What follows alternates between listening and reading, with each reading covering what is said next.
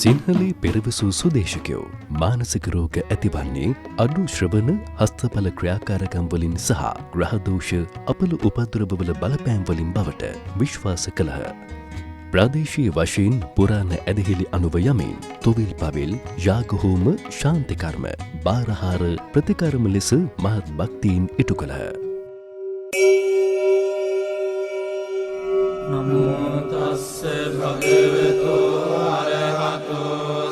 ගමේ පන්සල හා බැඳුණු සම්ප්‍රදායේ බෝධි පූජා, පිරිත් දේශනා, භාවනා ක්‍රම රෝග සුව කිරීමට උපකාර කරගත් අතර කසාය පානය, හිස කුඩිච්චි දැමීම, නස්න කිරීම වැනි ප්‍රතිකාර මගින් ගමේ විදගෙදර මානසික රෝගීන්ට පිහිට වුණි.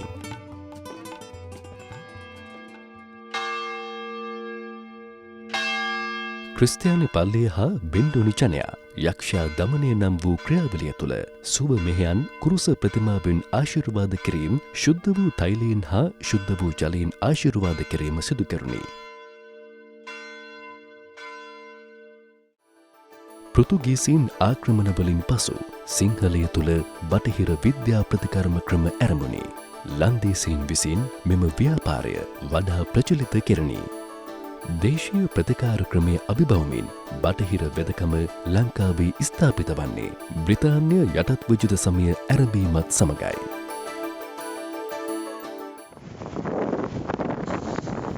වර්ෂ 1839 දී මකින්සි ආණ්ඩුකාරවරයා විසින් මානසික රෝගීන් සඳහා ප්‍රතිපත්තියක් සම්පාදනය කළ අතර ලන්දේසීන් විසින් 1708 දී වත්තල හැඳිල ඉදිකළ ලාඳුරු රෝහලේ කොටසක මානසික රෝගීන් සඳහා වූ ප්‍රථම රෝහල ඉදිවුණි.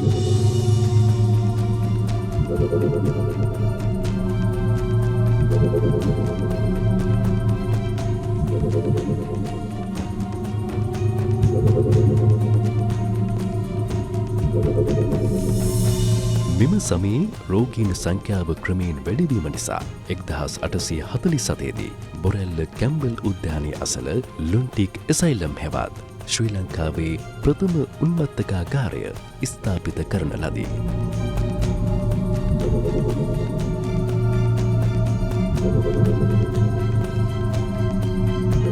වර්ෂ 1885 දී වඩා ඉඩකඩ සහිතව ජාවත්ත ටොරින්ටන් පටුමගේදී කුරුතුවත්ත උන්මත්තකාගාරය ආරම්භුණි.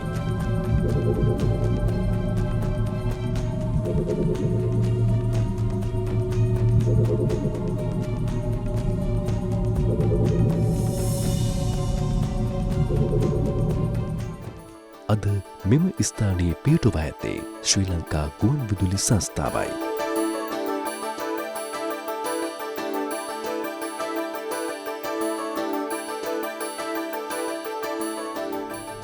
ජාවත්ත රෝහල තුළ පවා ඉඩකඩ සීමාවීම නිසා ඉංග්‍රීසි පාලකයින් ඇඳන් 1800කින් සමන්විත නව උන්මත්තකාගාරයක් ඉදිකිරීමට 1917 දී මුලපිරිණි.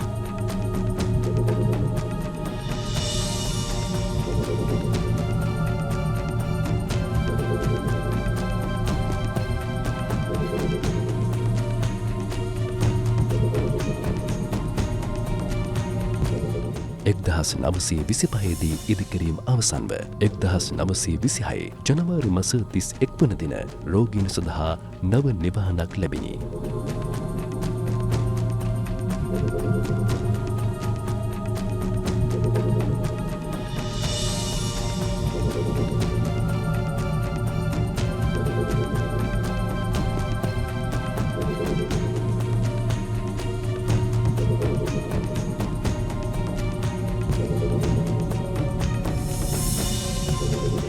අහසට එසවුණු උස්තාප සිරකුටි වැනි මැතිරි පෙනෙන තෙක් මානය දක්වා දිගු කොරිඩෝ පමණ ඉක්ම වූ රෝගීන් සහ පහසුකම්වල හිඟේ නිසා රෝහල තුළ බියකරු රූප නැමුණි.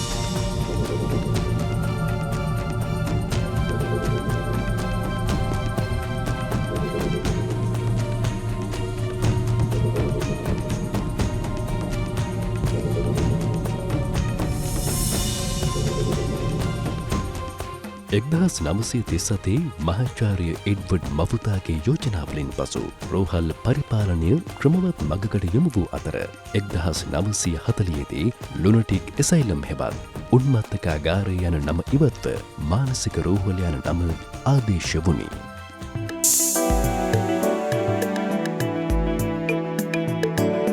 එදා බියකරු පරිසරයකින් හෙබී අංගොඩ මානසික රෝහල අද නිදහස් සහ සුන්දර වටපිටාවකින් හෙබී ජාතික මානසික සෞඛ්‍ය විද්‍යායතනය ලෙසින් විරාජමානව බැබලෙයි.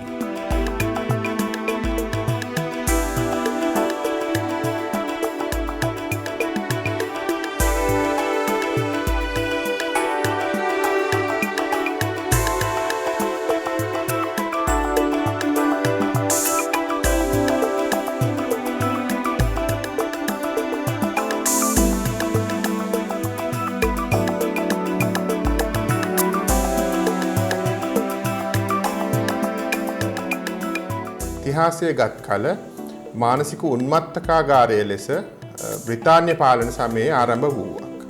එවකට අක්කර 300ක් පමණ භූමි ප්‍රමාණයක මෙම රෝහල පිහිටා තිබෙනවා.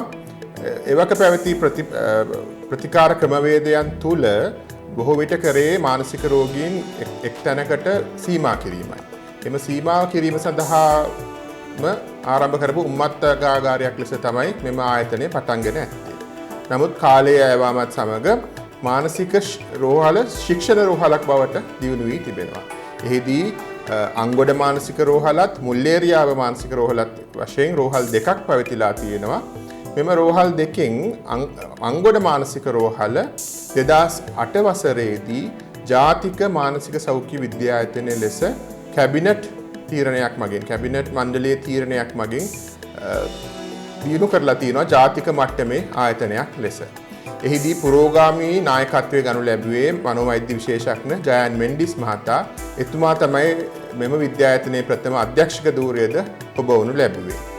ජයන් මෙන්ඩිස් මහතාගේ කාලය අවසීමත් සමග වෛද්‍ය කපිල වික්‍රමනායක මැතිතුමන් මෙම රෝහලේ අධ්‍යක්ෂක ධූරය බාරු ගනු ලැබුවා.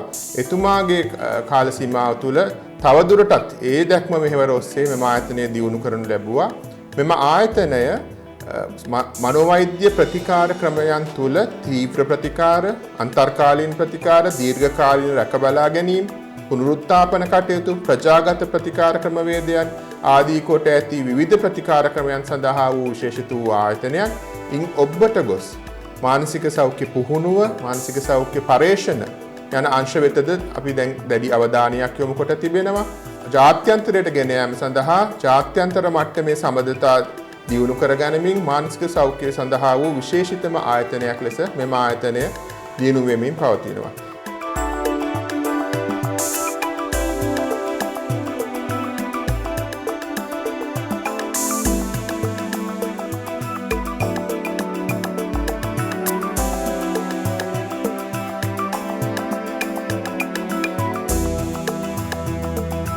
ජාතික මානසික සෞඛ්‍ය විද්‍යායතනයේ දැක්ම වන්නේ මානසික සෞඛ්‍ය සේවාවේ පෙරමුණ ගැනීමයි. ඒ දැක්ම යටතේ විශේෂිත වැඩ කටයුතු රාශියක් මේ ආයතන තුළ සිදු වෙනවා. ප්‍රතිකාරවලට වගේම රෝගීන් වෙනුවෙන් කරන වැඩ කටයුතු වගේම අප මේ වර්ෂයේ සිට විශේෂත්වයක් දක්වන්නේ පුහුණු මධ්‍යස්ථානය ජාත්‍යන්තර තලයට ගෙන යාම හා ඒ කියන්නේ ජාත්‍යන්තර මට්ටමේ පුහුණු වැඩසටහන් මෙහි කිරීම ආරම්භ කිරීම ඒ වගේම පුනරුත්ථාපන වැඩ කටයුතු යථාවත් කිරීම. එමගින් රෝගීන්ට කියන්නේ තමන්ගේ ජීවිතයේ අනිත් අයගේ ආධාරයක් නැතුව ආදායම් තත්ත්වයන් සොයා ගැනීමෙන් ජීවත් වීමට අවශ්‍ය පසුබිම සකස් කර දීම. ඒ සඳහා නයිට ආයතනයේ සමග එකතුව පුහුණු වැඩසටහන් රාශියක් සිදු කරගෙන යනවා. විශේෂඥ වෛද්‍යවරුන් ඒ වගේම අනිකුත් සෙසු කාර්ය මණ්ඩල සියලු දෙනාම මේ රෝගීන්ගේ මානසික තත්ත්වය කියන එක, ඒ කියන්නේ ඔවුන්ට සමාජයේ හවුහරණක් නැහැ, එක් වගේම තනි වෙලා ඉන්නේ, පවුල් වලින් කොන් කිරීමක්, සමාජයෙන් කොන් කිරීමක්, පවුල් වලින් රැකබලා ගැනීම ප්‍රතික්ෂේප කරනවා. ඒ වගේ ඒ සියලු දෙයක්ම අපේ කාර්ය මණ්ඩලය හොඳ හැටි වටහාගෙන තියෙනවා. ඒ අනුව රෝගීන්ට අවශ්‍ය පහසුකම් සැපයීමක් කරනවා. ඒ ගැන අපි ඇත්තටම ජාතික මානසික සෞඛ්‍ය විද්‍යායතන විදිහට අපේ සියලු දෙනාගේම කාර්යභාරය උපරිම කරන බව මම හොඳින් දන්නවා. ඉතින් ඒ අනුව අපිට අපේ කරන සේවාවට උරදීමක් විදිහට රාජ්‍ය නොවන සංවිධාන කීපයක් අපිත් එක්ක අත්වල බැඳගෙන ඉන්නවා. විශේෂයෙන් ලෝක සෞඛ්‍ය සංවිධානය, ලෝක බැංකු, ඒ වගේම නෙස්ට් ආයතනය, ඒ වගේ ආයතන කීපයක් අපිට නොමිලේ ඔවුන්ගේ සහයෝගය ලබා දෙනවා. ඒ වගේම මේ අවුරුද්දේ අපිට විශේෂ ආධාර ප්‍රමාණයක් ලැබිලා තියෙනවා ලෝක සෞඛ්‍ය සංවිධානය හා ලෝක බැංකු ආධාර මගින්. ඉතින් වැඩි දියුණුවක් මේ අවුරුද්ද ලබන අවුරුද්ද මැද වෙනකොට ආයතනය තුල දකින්න පුළුවන් වෙයි. මීට අමතරව රෝහලේ ප්‍රතිකාර සේවා හා සමගාමීව යන අනෙකුත් සේවාවන් රාශියක් තියෙනවා. තත්ත්ව කළමනාකරණ ඒකකයේ සැලසුම් ඒකකයේ මෙතුර, ඒ වගේම සෞඛ්‍ය ප්‍රවර්ධන ඒකකය, ඒ වගේම අපේ බෝවන රෝග පිළිබඳ ඒකක ඉන්ෆෙක්ෂන් කන්ට්‍රෝල් යුනිට්, ඒ වගේම කෙනා ආසාදන පාලන ඒකකය, ඒ වගේම ඒ වගේ ආයතන නැත්නම් ඒකක වලින් ඒ සියලුම රෝගීන්ගේ සුව පහසුව නැත්නම් මේකේ ආයතනයේ තත්ත්වය වැඩි දියුණු කිරීම සඳහා වැඩ කටයුතු රාශියක් අපේ ප්‍රධාන අරමුණ රෝගී සත්කාරයට සමගාමීව කරගෙන යනවා. ඒ වගේම තමයි ඊටාම ලස්සන පරිසරයක එක තියෙන්නේ. මානසික සෞඛ්‍යයට ආධාර වෙන විදිහේ පරිසරයක් ඇත්තටම මෙතෙක් කාලයක් හිටපු සියලුම පරිපාලකයින් මේක ආයතනය දියුණු කරන්න ඇත්තටම මේ ආයතනය තුරට ආවහම ඒ කැපවීම ඔවුන්ට ඉබේම ලැබෙන දෙයක් මට තේරෙන විදිහට මගේ අත්දැකීම අනුව. ඉතින් හැම දිනෙකම මේ ආයතන රැක ගැනීම සඳහා ඉතා මහන්සියක් පරිශ්‍රමයක් කරලා තියෙනවා මේ ආයතනය වෙනුවෙන්. ඇත්තටම ආරම්භයේ අපේ මේ විදේශික කණ්ඩායමක් මේක ආරම්භ කරාට මේ වෙනකොටත් ඒ ගොඩනැගිලි තවදුරටත් වයස 94ක් වුණත් ගොඩනැගිලි වලට තවදුරටත් ඒවා සංරක්ෂණය කරනවා. ඒක ඇත්තටම අපිට ලැබිච්ච ලොකු දායාදයක් අපේ රටට. රෝහල් පරිශ්‍රයට ඇතුළු වන ඕනෑම පුද්ගලයෙකු ලෙන්ගතුකමින් හදපිරි සිනහවකින් මුව සරසාගෙන පිළිගැනීමට මෙහි සිටින සුහදශීලී කාර්යමණ්ඩලය අමතක නොකරයි. එය මේ සේවය ලබා ගැනීමට පැමිණෙන සේවා ලාභීන්ට හා එම ඥාතීන්ට මහත් අස්වැසිල්ලක් වේ. අපි ජාතික මහා සෞඛ්‍ය විද්‍යායතනයේ ප්‍රතිකාර ලබා දීම විවිධ ආකාරයෙන් සිදු කරනවා. ඉස්සෙල්ලාම බාහිර රෝගී අංශය, ඒ වගේම නේවාසික ප්‍රතිකාර, ඒ වගේම දිවා ප්‍රතිකාර මධ්‍යස්ථාන, ඒ වගේම අපි ලබා දෙනවා විහිදුම් සේවාව. මෙහිදී අපි රෝගියාගේ නිවසට ගිහින් ප්‍රතිකාර ලබා දීම සිදු කරනවා. ඉතින් මෙහිදී වැඩිපුරම අපිට රෝගීන් යොමු වෙන්නේ බාහිර ප්‍රතිකාර සඳහා. බාහිර රෝගී අංශය ඔබ යම් කෙනෙක්ට යම් කිසි රෝගී තත්ත්වයක් තියෙනවා නම් ඔබේ ඥාතියෙක්ට ඔබට ඒ පිළිබඳව දැනගන්න ඕන නම් ප්‍රතිකාර ලබා ගන්න අවශ්‍ය නම් ඔබට පුළුවන් අපේ බාහිර රෝගී අංශයට දවසේ ඕනෑම වේලාවක පැය 24 තුරාම පැමිණෙන්න. පැමිණ ඒ පිළිබඳව යම් කිසි විමසිල්ලක් කරලා ඒ ගැන අවශ්‍ය ප්‍රතිකාර මොනවද, කොයි ආකාර ප්‍රතිකාරද අවශ්‍ය කියලා දැනගන්න. ඔබලාට පුළුවන් ඒ 1926 සමග සම්බන්ධ වෙලා තමන්ගේ රෝගියාගේ, තමන්ගේ ඥාතියාගේ තමන්ගේ රෝගී තත්ත්වය පිළිබඳව සාකච්ඡා කරලා තමන්ට කොහොමද මේ ප්‍රතිකාර ලබා ගැනීමට අවශ්‍ය, කොයි ආකාරයෙන්ද ලබා ගන්නේ, කොතනද තමන්ගේ ළඟම තියෙන සායනය මොකක්ද, නැත්නම් ජාතික මහා සෞඛ්‍ය විද්‍යායතනයට රැගෙනීමට අවශ්‍යද කියන එක දැනගන්න.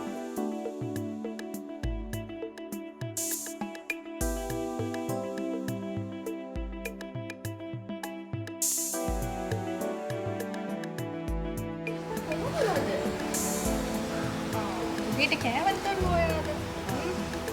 අද අමාරුවක් තියෙනවද? බඩේ අමාරුවක් තියෙනවද? කියලා උදේ ඉඳන් කිව්වා. මෙයා දෙන්න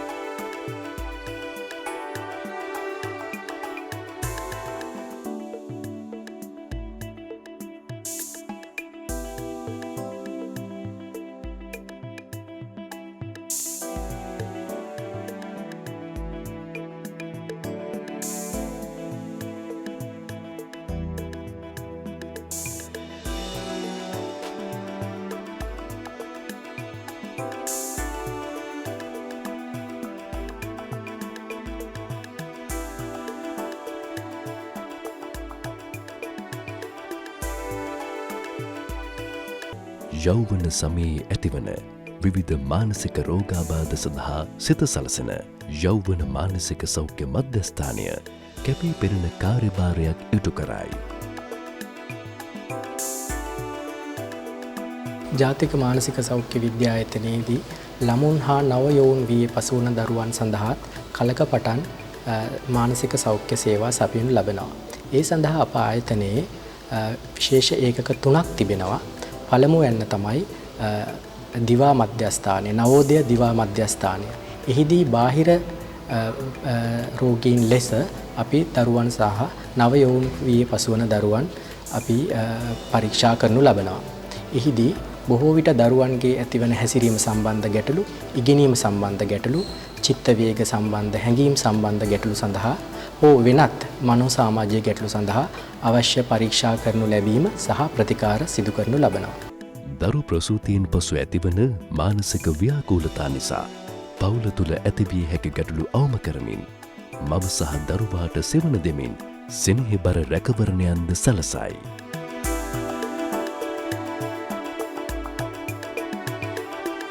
නවීන ක්‍රමවේදයන්ට අනුකූල රෝගී සත්කාරක සේවාවන් ප්‍රජා සහභාගීත්වය හා බහුපාර්ශවීය සහයෝගීතාවය හා පරීක්ෂණ යොදා ගනිමින් දේශීය මුහුණුවරකින් යුත් වඩාත් විශ්වසනීය සේවයක් ලබා දීම තුළින් දේශීය මානසික සෞඛ්‍ය සේවාවේ ප්‍රමුඛයා වෙමින් ජාතික මානසික සෞඛ්‍ය විද්‍යායතනය අභිමානවත් යුගයකට පෙරගමන් යමින් සිටී.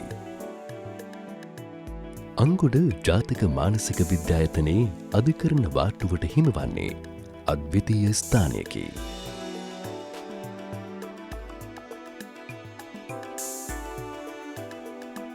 ලංකාවේ අධිකරණ මානසික රෝගීන් සඳහා තියෙන එකම ඒකකේ තමයි ජාතික මානසික සෞඛ්‍ය විද්‍යායතනයේ තියෙන්නේ. මම එකම ඒකකේ කියලා කියන්න අදහස් කළේ අධිකරණ මගින් එන අපරාධ කලායයි කියන සහ ඒ අපරාධ වලට මානසික රෝග හේතු වෙනවයි කියලා කියන රෝගීන්ව රඳවා තබා ගන්න පුළුවන් එකම ඒකකේ තමයි ජාතික මානසික සෞඛ්‍ය විද්‍යායතනයේ තියෙන්නේ. මේ ඒකකය සුවිශේෂ කොටස් 3කින් සමන්විත වෙනවා. මේ ඒකකය කොටස් 3කින් සමන්විත වෙනවා. ඒ තමයි පිරිමි වාට්ටුව, කාන්තා වාට්ටුව සහ පුනරුත්ථාපන ඒකක, අධිකරණ පුනරුත්ථාපන ඒකකේ.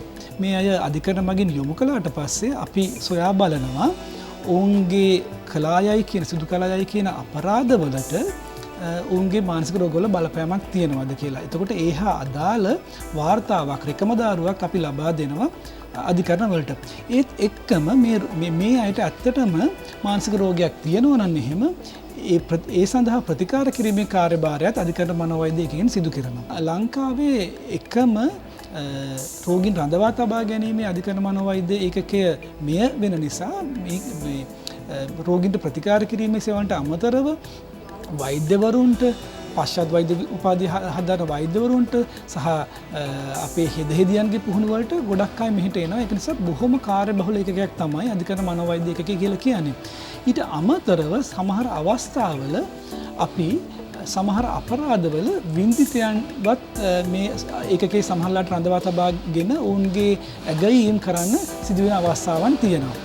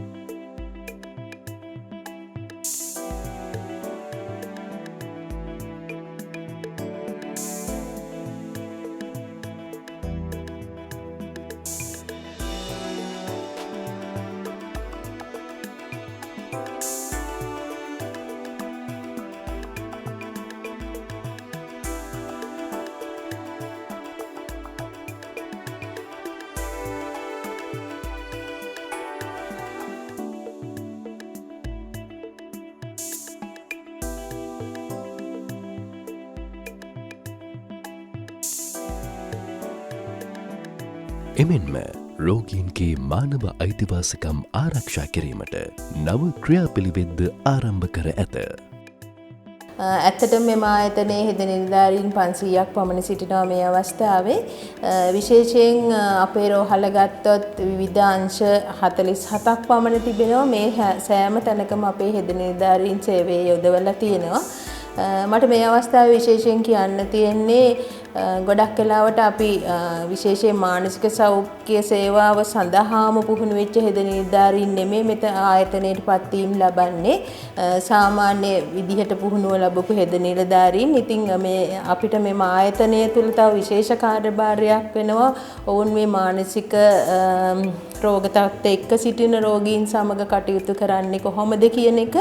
ඉතින් ඔවුන් සේවයේ යෙදෙන ගමන් වරින් වර අපිට අවශ්‍ය පුහුණුව උන්ට ලබා දෙන්න වෙනවා. විශේෂයෙන්ම ගොඩක්ම අපිට තර්ජනාත්මක ස්වරයෙන් හැසිරෙන රෝගියෙක් එක්ක කටයුතු කරන්නේ කොහොමද, ඔවුන්ගේ පුනරුත්ථාපන කටයුතු වල නියැලෙන්නේ කොහොමද කියන එකට අපිට විශේෂ හැඩගැන්වීමක් කරන්න සිද්ධ වෙනවා. ඒ වගේම අපි මේ රෝහලේම මැදිහත් වීම තුළ ප්‍රජා මානසික සෞඛ්‍ය හෙද නිලධාරීන් විදිහට දැනට කණ්ඩායම් කිහිපයක් අපි පුහුණුව ලැබලා දීලා තියෙනවා. ඔවුන් සේවයේ දෙනවා.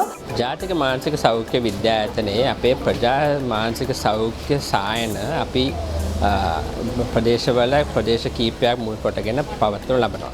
අපි ප්‍රධාන වශයෙන්ම ලබා කරන්නේ රාජගිරිය, පන්නිපිටිය, මෝදර සහ කොටහෙන සහ අපි ජාතික රෝහලේ කාමරංක 10 තමයි එම සායන පවත්වනු ලබන්නේ. ඇත්ත වශයෙන්ම කිව්වොත් අපිට අපේ රෝගීන් සේවාලාභීන් ඇත්තටම දුර පළාත්වල සහ කොළඹ අවටින් තමයි වැඩිපුර දෙන්නේ. ඒ නිසා අපි බලාපොරොත්තු වෙන්නේ මේ සායන පැවැත්වීමෙන් ඒගොල්ලන්ගේ සුභසිද්ධිය සඳහා ඒගොල්ලන්ට පහසු වීම සඳහා ඒගොල්ලන්ගේ නිවෙස් වලට ආසන්නයේ ප්‍රදේශවලට මේ සායන පවත්වලා ඒගොල්ලන්ට අවශ්‍ය සියලුම ඖෂධ සහ ඒගොල්ලන්ගේ අවශ්‍ය රේ පරීක්ෂණ කිරීම සඳහා අවශ්‍ය සේවාවන් ලබා දීම. මීට අමතරව අපේ ප්‍රජා මානසික සෞඛ්‍ය සේවය වෙනුවෙන් විහිදුම සේවාවක් ජාතික මානසික සෞඛ්‍ය විද්‍යායතනයෙන් පවත්වනු ලබනවා. එහිදී වෛද්‍යවරයා සහ ප්‍රජා මානසික සෞඛ්‍ය හෙද නිලධාරිය සහ සමාජ සේවා නිලධාරීන් ඇතුළු කණ්ඩායමක් විසින් රෝගීන්ගේ ගෙවල් වලට නිවස් වලට ගොස් ඒගොල්ලන්ගේ අවශ්‍ය ඖෂධ සපයා දීම සහ ඒගොල්ලන්ට අවශ්‍ය ප්‍රතිකාර ලබා දීම සිදු කරනවා. ප්‍රජා මනෝවෛද්‍ය හෙද සේවාව ශ්‍රී ලංකාව තුළ ආරම්භ වන 2010 වර්ෂයේදී මේ ප්‍රෝග්‍රෑම් වන්නේ මනෝවෛද්‍ය විශේෂඥ ජයන් මෙන්ඩිස් මහතා හා මනෝවෛද්‍ය විශේෂඥ නිර්මලානන්ද මහතා. දැන් ශ්‍රී ලංකාව තුළ ප්‍රජා මනෝවෛද්‍ය හෙද නිලධාරීන් 70කට අධික ප්‍රමාණයක් සේවාව කරනවා. මෙහි ප්‍රජා මනෝවෛද්‍යවරියගේ ප්‍රධාන කාර්යභාරය වන්නේ සේවාලාභයන් නිවසට ගියාට පස්සේ මෙහිදී ප්‍රධාන කාර්යභාරය වන්නේ පෝෂණය සම්බන්ධයෙන්, ඖෂධ සම්බන්ධයෙන්, ස්වස්ථතාවය සම්බන්ධයෙන් සොයා බැලීමයි. අප නිවස් වලට යන්නේ තනියෙන් නෙවෙයි. අපි සම කණ්ඩායමක් සහභාගී වෙනවා. මනෝවෛද්‍යවරයා, ප්‍රජා මනෝවෛද්‍ය හෙද නිලධාරිනිය හා සමාජ සේවක මහත්මයා. මෙහිදී අපගේ ප්‍රධාන වශයෙන්ම ඖෂධ සම්බන්ධයෙන් අඛණ්ඩතාවය රෝගියාගේ පවත්වා ගැනීම ප්‍රධානම කාර්යය වෙනවා. බොහෝ විට මානසික සෞඛ්‍ය සම්බන්ධ සමාජය ගැනුවත් කිරීම සහ යම් කිසි ව්‍යසනකාරී ප්‍රජාවේ ව්‍යසනකාරී තත්ත්වයකදී ඒ සඳහා පූර්ණ කැපවීමෙන් සහයෝගය ලබා දීම මූලික අරමුණු ලෙස දක්වන්න පුළුවන්. නව රැකියාව සඳහා දොරටු විවර කරන පුනරුත්ථාපන අංශය සුවේ ලබමින් සිටින ඔවුනට ස්වාධීනව නැගී සිටීමට අත්වැල් සපයයි. ඥාතීන් හා මිතුරන් ඔවුන් අතහැර දැමූහ.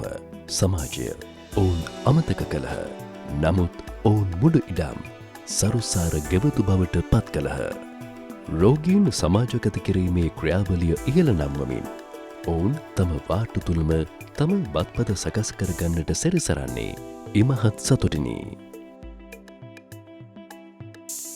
මානසික ගැටලු සහ විවිධ මානසික රෝග තත්ත්වයන් සහිත පුද්ගලයන්ගේ ගිලිහී ගිය කුසලතාවයන් සහ ජීවන නිපුණතාවයන් නැවත ගොඩනැංවීම සහ ගොඩනංවා ඒගොල්ලෝ ඵලදායී පුද්ගලයන් ලෙස සමාජයට සහ පවුල් වෙත බාර දීම ප්‍රධාන වගකීමක් ලෙස සැලකිය හැකිය.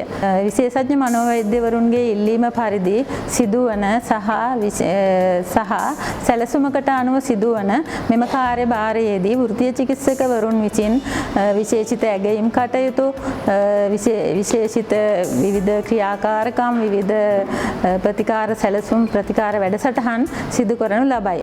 මනෝවෛද්‍ය සමාජ සේවා වෘත්තිය රෝගීන් සවිබල ගන්වමින් රෝගීන්ගේ මානව හිමිකම් ආරක්ෂා කිරීමේ ක්‍රියාදාමයට අතහිත දෙමින් රෝහල තුළ විශාල කාර්යභාරයක් ඉටු කරමින් සිටිනවා. මානසික රෝගියා කියලා කියන්නේ බොහෝ දුරට සමාජයෙන් කොන්වීමටත් ගැරහීමටත් රැවටීමටත් ලක්වන කොටසක් හැටියට අපිට හඳුන්වන්න පුළුවන්. එන විශේෂඥ වෛද්‍යවරයා සහ අනිත් වෛද්‍ය නිලධාරීන්ගේ යොමු කිරීම පරිදි ඔවුන්ගේ තියෙන ශක්තියින් අනුව ඔවුන්ට ගැළපෙන වෘත්තීය පුහුණුවන් සහ රැකියාවන් වලට ඔවුන් යොමු කරමින් ඔවුන් සවිබල ගැන්වීම ඒ වගේම ඇතැම් විට විශ්‍රාම වැටුප් ආබාධිත විශ්‍රාම වැටුප් ලබා ගැනීමට ඔවුන් යොමු කිරීම සහ මඟ පෙන්වීම අවශ්‍ය ලිපි ලේඛන සකසා දීම නවතා තිබෙන විශ්‍රාම වැටුප් නැවත සකසා ගැනීමට ඔවුන්ට උදව් කිරීම එවැනි දේ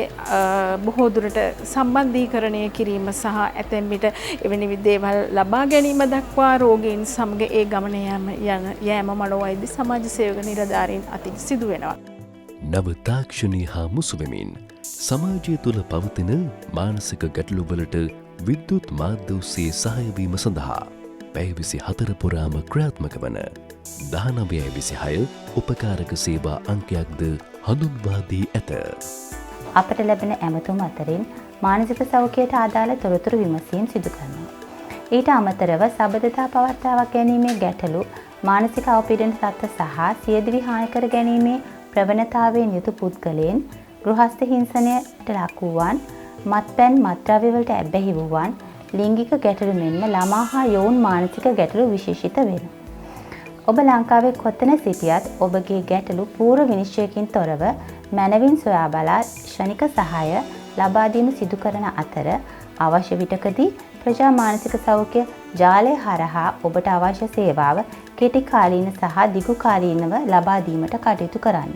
ජාතික මානසික සෞඛ්‍ය විද්‍යායතනයේ තවත් මානසික ප්‍රජාසත්කාරයකි ස්ත්‍රී පුරුෂ හිංසනය පිටුදැකීමේ එකකය. මෙය 2012 මාර්තු 18 වන දින ජාත්‍යන්තර කාන්තා දිනයට සමගාමීව ආරම්භ කරන ලදී. මෙම අංශයේ මනෝවෛද්‍ය විශේෂඥ පුෂ්පා රණසිංහ වෛද්‍යතුමිය යටතේ ක්‍රියාත්මක වේ.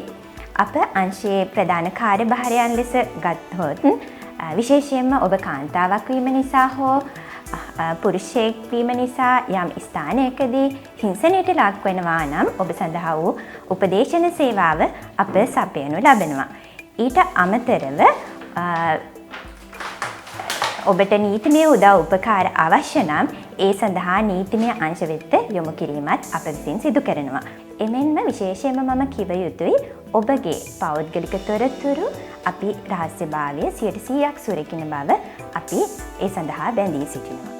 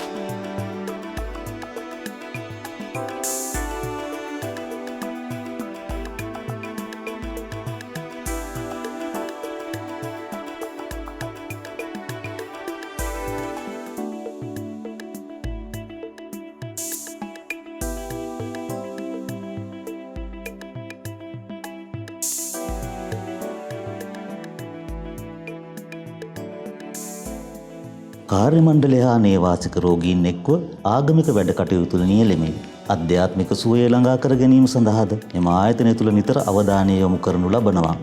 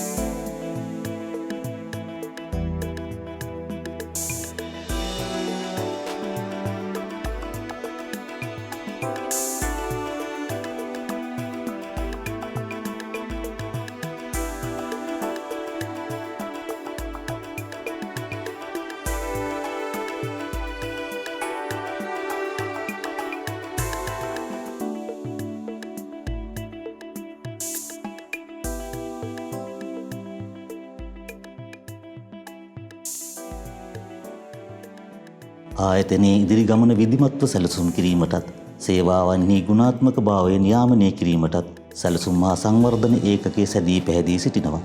එසේම ආයතනය තුළ ස්වස්ථතාවය පවත්වා ගැනීම සඳහා ආසාදන පාලන ඒකකයේ කැපවී කටයුතු කරනවා.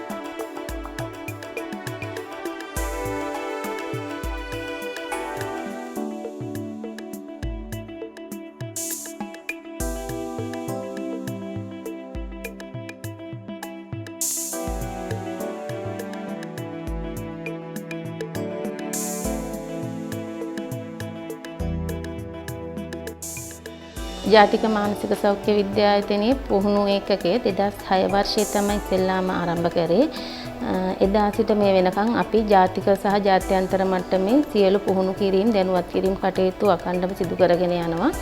ජාතික සහ ජාත්‍යන්තර මට්ටමේ සියලුම විශ්වවිද්‍යාල සිසුන්ට ඒ වගේම හෙද සිසුන්ට වෛද්‍ය සිසුන්ට සහ වෛද්‍ය ශාස්ත්‍රයේ නියැලෙන ඕනෑම සිසුවෙකුට අවශ්‍ය මානසික සෞඛ්‍ය පිළිබඳව දැනුම පුහුණුව ලබා දීමට අවශ්‍ය සම්පත් තියෙන ආයතනයක්. එතකොට අපිත් එක්ක සම්බන්ධ වෙන දේශීය විශ්වවිද්‍යාල සිසුන්ට නේවාසික පහසුකම් සහිතව ඒගොල්ලන්ගේ අධ්‍යාපන කටයුතු සිදු කරගන්න අපේ ආයතනය තුල පහසුකම් ලබා දීලා තියෙනවා. වෛද්‍ය පුස්තකාලයක් පවත්වාගෙන යනවා. වෛද්‍ය පුස්තකාලයේ මේ වෙනකොට පොත් 6000ක් සීමාව පසු කරලා තියෙන්නේ. එතකොට රෝහලේ සිටින සියලුම කාර්ය මණ්ඩලයට පරිහරණය කරන්න පුළුවන් විදිහට පොත් අපි සතුව තියෙනවා. විවිධ කාණ්ඩ යටතේ වර්ග කරලා ඕනෑම කෙනෙකුට සමාජිකත්වය ලබාගෙන අපේ පුස්තකාලය පරිහරණය කරන්න පුළුවන්. අපි අලුතෙන්ම කරන්න යන වැඩසටහන තමයි 1990 සුවසෙරිය වැඩසටහන. සුවසෙරිය සේවා කණ්ඩායමට කොහොමද මානසික රෝගීන් හසුරුවගන්නේ, ඒ අයව ප්‍රවාහනය කරන්නේ කියන පුහුණුව අපි ඒ අයට ලබා දෙන්න මේ දවස්වල සූදානම්ව සිටිනවා සහ මේ දවස්වල කරමින් පවතිනවා. ජාතික මානසික සෞඛ්‍ය විද්‍යායතනය කියන්නේ ජාතික කාර්යභාරයක් කරන ආයතනයක්. ජාතික කාර්යභාරයට අයිති ප්‍රධානම දෙයක් තමයි පර්යේෂණය. පර්යේෂණ කිරීමට අපි සතුව විශේෂිත ඒකකයක් තියෙනවා. ඔබ සැමට පුළුවන් ඔබගේ පර්යේෂණ කටයුතු මානසික සෞඛ්‍ය හා සම්බන්ධ නම් අප වෙත බාර දෙන්න. අප මේ වෙනකොට පර්යේෂණ 160 සම්පූර්ණ කරලා තියෙනවා.